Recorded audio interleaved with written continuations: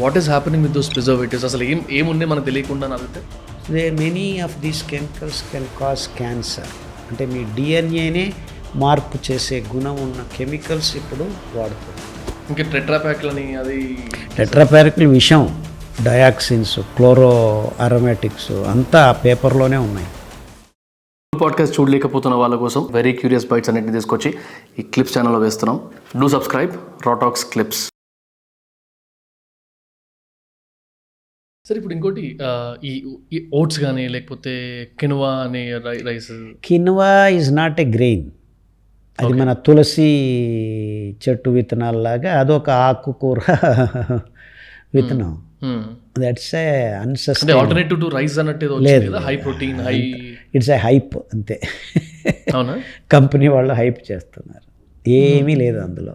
You cannot grow కిలోడోనియం, chenopodium, quinoa అంటారు దాన్ని సైంటిఫిక్ నేము. అదొక మన ఆకుకూర విత్తనాలలాగా. సో అది అంటే మధ్య అందరు యాక్టర్స్ అవి వాళ్ళకి తెలియదు పాపం. Millets are the real grains. Okay, దాన్ని కూడా మిల్లెట్ అంటున్నారు. నేను అలానే అనుకున్నాను actually. It's not a millet, it is a pseudo grain అంటారు దాన్ని. అంటే గ్రెయిన్ లాగా అనిపిస్తుంది, but it's absolutely nowhere near millets.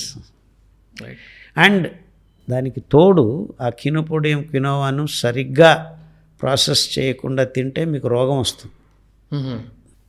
It's a separate story. And మీరు ఇందాక కూడా ప్రాసెసింగ్ అన్నప్పుడు అండ్ అక్కడ కార్పొరేషన్స్ అది వచ్చేస్తాయి. సార్, ఇప్పుడు జనరల్గా ఒక యాపిల్ జ్యూసో లేకపోతే ఒక బనానా జ్యూసో లేకపోతే మ్యాంగో జ్యూసో దాని స్వభావమే పాడుతుంది. దాంట్లో ప్రిజర్వేటివ్స్ యాడ్ చేసి నిలువ చేయడం నిలువ పచ్చడిలాగా. సో ఇప్పుడు జనరల్గా బ్రెడ్ కానీ షెల్ఫ్ లైఫ్ ఉండి పెరుగుతూ పోతుంది. అసలు నాన్సెన్స్ కదా. ఎస్పెషల్లీ ఆహారానికి ఏమిటి షెల్ఫ్ లైఫ్లు? అప్పటికప్పుడు తయారు చేసుకుని తాజాగా తినాల్సిన అంశం అది. ఇంకా టెట్రాప్యాక్లని అది టెట్రాప్యారిక్లు విషం, డయాక్సిన్స్, క్లోరో అరోమాటిక్స్ అంతా ఆ పేపర్లోనే ఉన్నాయి. నేను మధ్యలో సార్ ఒక ఫ్యాక్ట్ చదివినంటే, పెరుగు అనేది ప్యాకెట్లో ఉంటాం కదా, ఆ ప్యాకెట్ లోపలే పెరుగు తయారవుతుంది అని నేను షాక్ అయినా. ప్యాకెట్ లోపల పెరుగు తయారవడం అని మన ఇంట్లో ఒక తోడు వేసో కిందలో కుండలో అవుతుందో, అలాంటిది ప్యాకెట్స్ ఆల్రెడీ పాలు ఉంటాయి, అందులో చిన్న ఒక తోడు వేస్తారు, ఆ లోపల తయారవుతుంది ఆ వేడితో నిన్నప్పుడు. అంటే అది anaerobic bacteria. There is no need for oxygen. That's why they do like that. And ప్లాస్టిక్లోనే తయారు చేస్తారు. రోత అది. నా అభిప్రాయంలో అంత రోత. ప్లాస్టిక్ అంటే గుర్తొచ్చింది. ఇప్పుడు మీరు కాపర్ బాటిల్ వాడుతున్నారు. జనరల్గా మాకు చాలా కామన్ ఆఫీస్లలో వాటిలో. ఈ మధ్య కొంచెం గ్లాస్ బాటిల్ స్టార్ట్ చేశాం, కానీ ఇంత ముందుకంతా ప్లాస్టిక్ బాటిల్.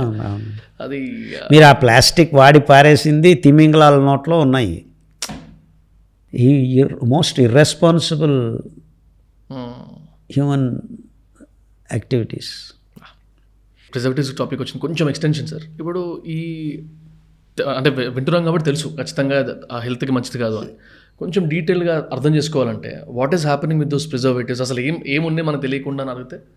ఈ ప్రిజర్వేటివ్స్, పెస్టిసైడ్స్ ఇవంతా మన ఆహారంలో పెరిగే లేకపోతే పెరగబోయే సూక్ష్మజీవుల జీవనాన్ని నాశనం చేయాలి, లేకపోతే మీ ఆహారం పాడవుతుంది. ఆ సూక్ష్మజీవులు ఏమిటి? Bacteria, virus, fungus. ఫంగస్లో కూడాను బ్యాక్టీరియాలో కూడాను గ్లూకోజ్ని బర్న్ చేసే కార్బన్ డైఆక్సైడ్ రిలీజ్ అవుతుంది, ఎనర్జీ తయారవుతుంది. మీ శరీరంలో ఉన్న జీవకోశాల్లోనూ అదే జరుగుతుంది. మీ జీవకోశాలు కొన్ని కోట్లు ఉన్నాయి. సో ఒక చిన్న కెమికల్ వాడాను, సూక్ష్మజీవి మైటోకాండ్రియాను పోయి అది బ్లాక్ చేస్తుంది. అంటే సూక్ష్మజీవి ఆ bacteria not able to produce energy. So అది చనిపోతుంది. అదే ఫంగస్ కొద్దిగా పెద్దగా వ్యవస్థ ఉంటుంది కంపేర్ టు బ్యాక్టీరియా. కొద్దిగా వేరే రకంగా కొద్దిగా వ్యవస్థ ఎక్కువ ఉంటుంది. ఇప్పుడు ఒక చిన్న ఇల్లు గుడిసె కట్టుకున్నావు, అపార్ట్మెంట్ ఉంది, గుడిసె 1 సెల్, అపార్ట్మెంట్లు 100 ఉన్నాయి. అలా వేల అపార్ట్మెంట్లు కనెక్ట్ అయిపో అది నీ శరీరం, huge number of cells. Right. So మీ వ్యవస్థ ఏ వ్యవస్థ అయినా చివరికి ఆక్సిజన్ గ్లూకోజ్ని బర్న్ చేసి కార్బన్ డైఆక్సైడ్ రిలీజ్ చేసి ఎనర్జీ రావాలి. రైట్. ఇక్కడ చిన్న ప్రమాణంలో ఉంటుంది, మీకు ఎక్కువగా అన్ని సో ఇక్కడ నేను ఈ మైటోకాండ్రియా పని చేయకుండా చేశానంటే రోజు 1 నానోగ్రామ్ మీ దేహంలోకి వెళ్తుంది. సో ఇది చనిపోతుంది పాపం, మీకు తెలుస్తుంది. మీ ఆహారం పాడు కాదు, మీరు ఆహారం పాడు కాలేదని అది తింటున్నారు, దాంతోపాటు మీ లోపలికి 1 మిల్లీగ్రాము నానోగ్రామ్ వెళ్ళింది, రైట్. మళ్ళీ మరుసటి రోజు తింటున్నారు. సో రోజు ప్రిజర్వేటివ్ ఉన్న ఆహారం తింటే అది మీ దేహంలో ఉన్న మైటోకాండ్రియాలోనూ చేయడం మొదలుపెడుతుంది. అక్కడ చేసిన పని మన దగ్గర చేస్తుంది. ఒక రోజులో కనపడదు మీకు, 1 సంవత్సరం తిన్నారనుకోండి అప్పుడు కనపడుతుంది. సో ఇక్కడ వీళ్ళు స్టాండర్డ్ క్రియేట్ చేశారు, ఈ preservative is okay for you because మీకేమీ కాలేదు, హెల్దీ ప్రిజర్వేటివ్ హెల్దీ ప్రిజర్వేటివ్ మధ్యలో. ఇప్పుడు ఎంతవరకు అంటే ఫంగిసైడ్ దే ఆర్ కిల్లింగ్ ఆ మైటోకాండ్రియల్ సిస్టమ్ని నాశనం చేసేసి ముందు పైన పొరల్ని నాశనం చేసేది, అలా కెమికల్స్ మారుతూ ఇప్పుడు మొత్తం విషాన్నే తయారు చేసి ఇస్తున్నారు. ఆ క్లోరో అరోమాటిక్స్ అంటారు, అవి డెడ్లీ కెమికల్స్.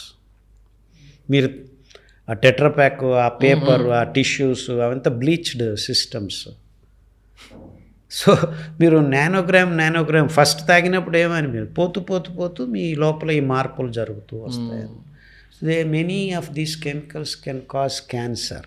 అంటే మీ డిఎన్ఏనే మార్పు చేసే గుణం ఉన్న కెమికల్స్ ఇప్పుడు వాడుతున్నారు.